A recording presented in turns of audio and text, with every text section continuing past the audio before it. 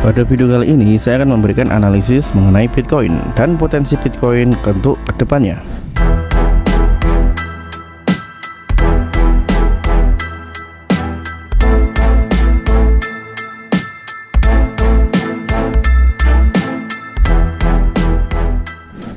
Bitcoin terlihat mengalami penurunan setelah spot Bitcoin ETF mendapat approval dari SEC. Kenapa demikian? Padahal seharusnya beberapa analisis mengatakan bahwa ekspektasinya akan mengalami kenaikan, tetapi saya pribadi kemarin memberikan pernyataan atau analisis sebelumnya bahwa kemungkinan yang terjadi adalah setelah adanya approval dari SEC ini, Bitcoin justru malah akan mengalami penurunan. Kenapa? Yang pertama, saya mau ulang kembali karena kalau kita melihat atau berkaca pada ETF pada gold pada tahun 2004 ya, di mana setelah gold mendapatkan ETF pertamanya pada tahun 2004, terlihat bahwa gold malah mengalami penurunan ya selama beberapa bulan berjalan, kemudian baru memulai bulan panjangnya. Karena walaupun gold mendapatkan ETF tidak langsung terbang tinggi, tetapi juga harus melalui beberapa fase-fase yang harus dilalui. Maka saya menyimpulkan hal ini juga mungkin yang terjadi pada Bitcoin ya. Coba saya mau lihat pada time frame 1 minggu. Di 1 minggu kemungkinan Bitcoin akan kurang lebih turun dulu sampai support tertentu, baru akan mengalami kenaikan pada mungkin di kuartal 3 atau 4 nanti di tahun 2024 seperti itu ya.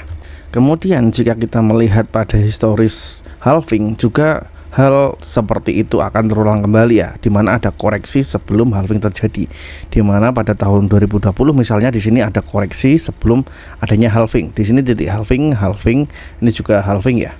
Jadi di sini juga ada halving, koreksi terlebih dahulu baru naik. Jadi di sini kecenderungan yang terjadi adalah Bitcoin akan mengalami koreksi terlebih dahulu, baru setelah halving baru akan mengalami kenaikan.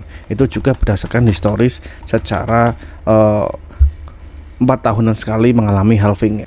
Jadi kalau dilihat dari timeline 1 minggu, di sini juga Bitcoin sudah mengindikasikan suatu sinyal yang cukup bearish ya. Ada shooting star yang cukup tinggi di sini dari weeknya yang ada pada area 49.000, dan untuk sekarang close candlenya berada di area 42.600.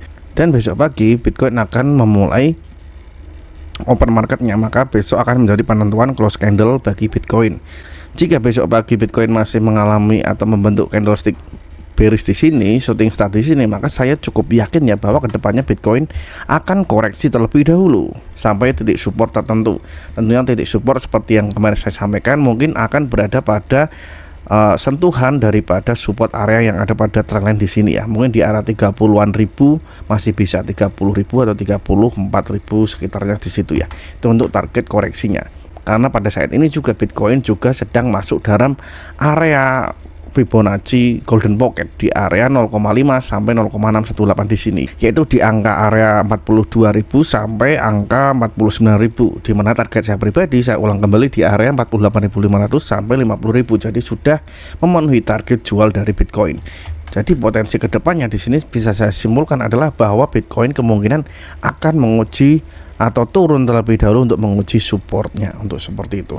Jadi harap berhati-hati ya, jangan terlalu termakan oleh FOMO dari adanya approval dari Bitcoin ETF ini. Tapi justru saya ulang kembali seperti perkataan saya kemarin, tentunya Whales ingin mendapatkan Bitcoin dengan harga yang murah. Walaupun ETF sudah mendapatkan approval, tentunya para whales dengan uang yang cukup banyak dan besar jumlahnya, mereka akan membelanjakan Bitcoin ini tentunya dalam pembelian bertahap. Tidak mungkin dengan nilai yang cukup besar langsung digelontorkan ke market. Itu tentunya nanti akan menimbulkan pump yang cukup tidak stabil ya. Makanya tentunya whales nanti akan membeli bertahap mungkin dari area ini sampai penurunan, nantinya melakukan DCA tentunya pada whales.